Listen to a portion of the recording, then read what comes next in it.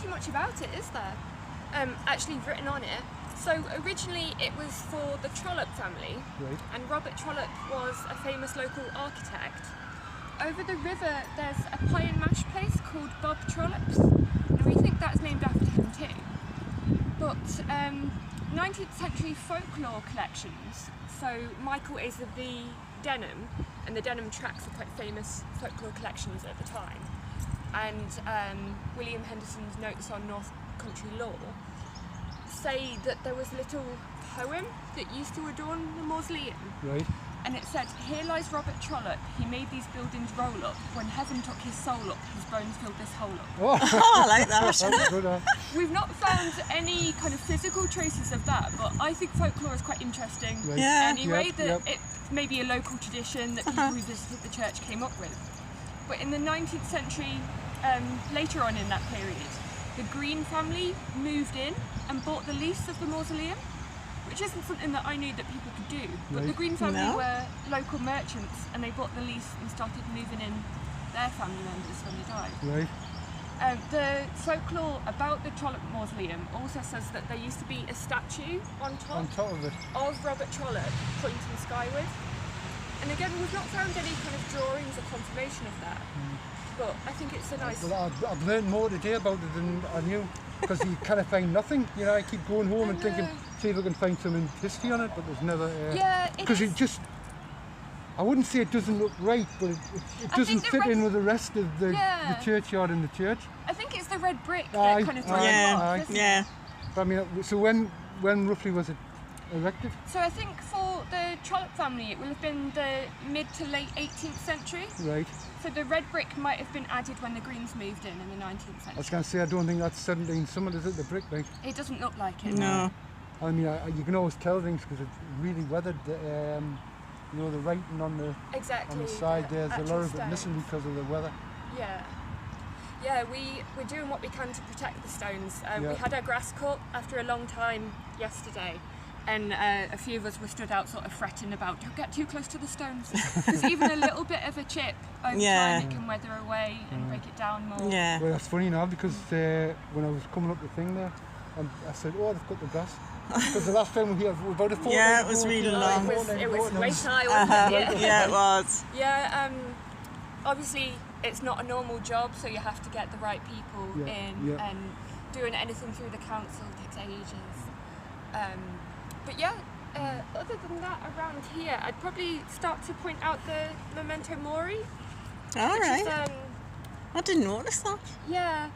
So Memento The Mori skull and was an crossbones. 18th and 19th century movement in gravestones and grave marking. And Memento Mori means in Latin, remember you will die. Okay. So it encourages people, or remember death, it encourages people to kind of live every day as if it's their last, Yeah. and recognise that their time on earth is finite. I will try and find some other examples, because it's not all just skull and I don't know, I crossbones. never saw it. I never- Yeah, he's got another one here as well. Oh, But it's not all skull and crossbones. This is a Masonic symbol here.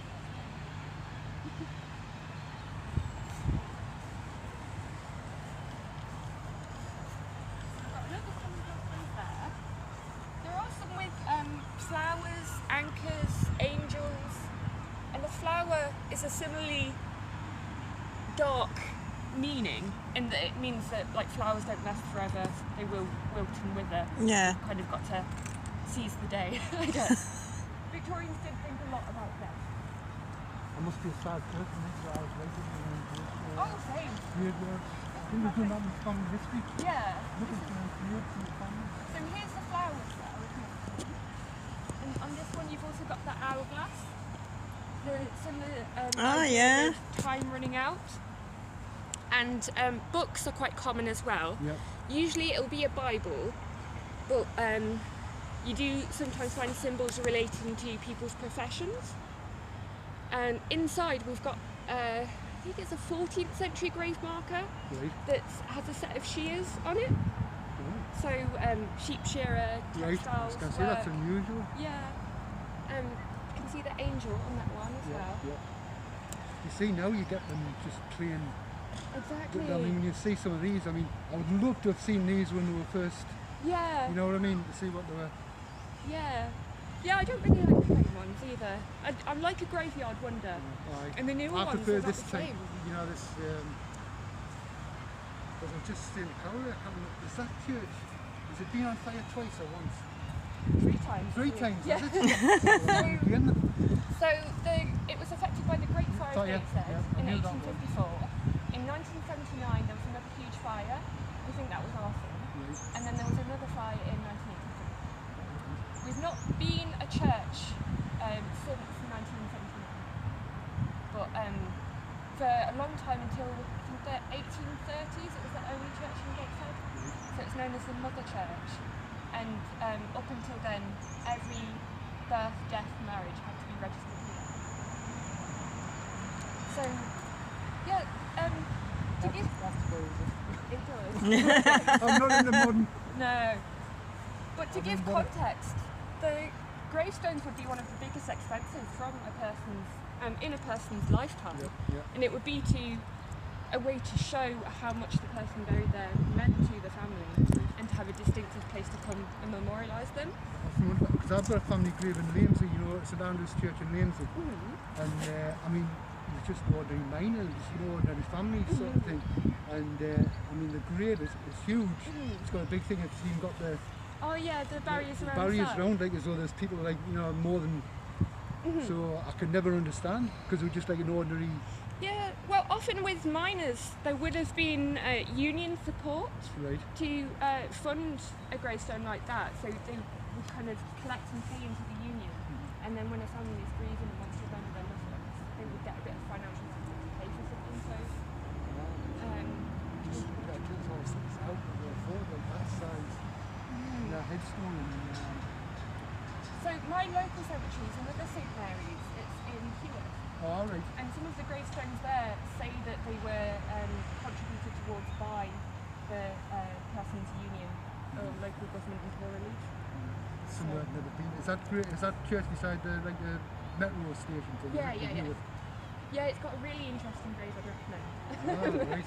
Yeah. Never been, so that's another place I'll have to have a look. Yeah, it has a 4-poster bed grave Oh, near the right. entrance. Oh, It's really right. unusual. The story is that the children all died together in a fire, and that if you run around the graveyard at night, the ghosts of the children come out and follow you. But if you actually read the stones, the children all died in separate years.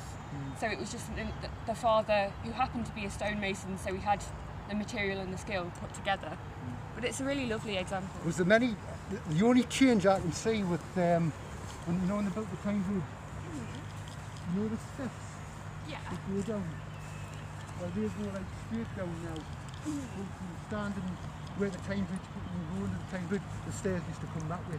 Okay. You know, when the old buildings are there, so they must have Moved straightened them. them up Yeah. to make way for there when the Tyne Bridge went over. I do know that when they were building the Tyne Bridge, they did move some of the skeletons out, and they meant to relocate them, but couldn't find anywhere to put them, so they just put them back after. So we get some people say, like, oh, there's no stones around the back, and stone it's room for more burials. And so just because there's no stones does not mean that there's no people. Yeah. There's another memento-mori one here.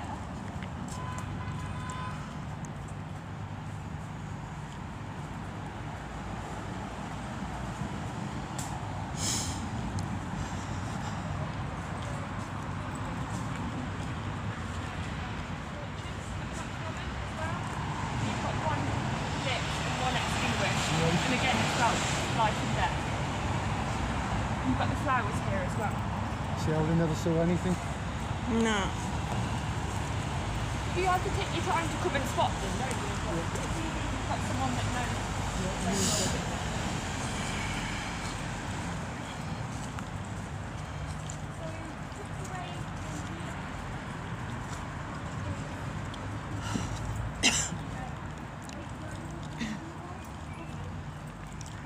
Yeah. And rather than be buried in it, it would be used to display the body in a similar way to some people do for a wake. Right. Right, yeah.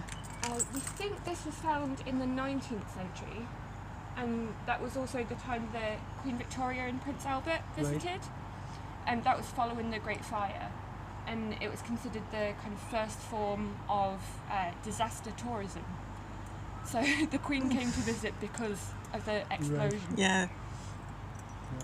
So that was actually found In here, the ground. in the ground. Yeah. Because there has actually been a church on this site since at least 1080. Right. Really? And that was the first fire, I guess. A wooden church was burnt down because Prince Bishop Walker was hiding inside from the local angry Northumbrians. Right. So the angry Northumbrians lit the church on fire so he'd have to come out. And he didn't live very long after that.